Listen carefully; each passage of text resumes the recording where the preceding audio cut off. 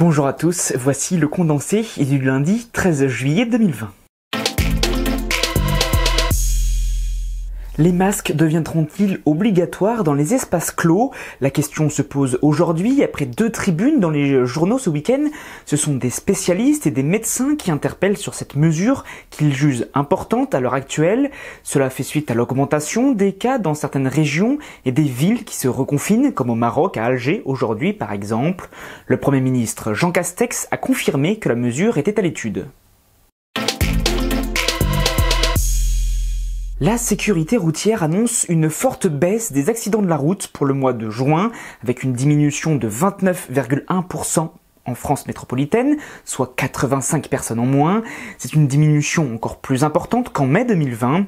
Il y a tout de même 207 décès en voiture. Les obsèques de la gendarme décédée après un refus d'obtempérer a eu lieu aujourd'hui. Après avoir reçu les honneurs et les médailles, c'était dans l'intimité familiale qu'elle a été inhumée. La cérémonie a eu lieu à la Ferté-Macé dans l'Orne. Un écran géant a été installé aussi à l'entrée pour ceux qui voulaient lui rendre un dernier hommage. Les Polonais ont réélu pour 5 ans leur président hier soir. Lors de ces élections très serrées, Andrzej Duda, le conservateur, a remporté les suffrages avec 51,25% face à Rafał Trzaskowski, le libéral pro-européen. La participation des citoyens a été forte, 67,9%. Pour ceux qui voulaient des changements, les sondages sortis des urnes étaient à l'avantage des pro-européens en tête, mais dans les urnes, c'est le président actuel qui reste donc à la tête du pays. Revirement de situation concernant le cas de Manchester City.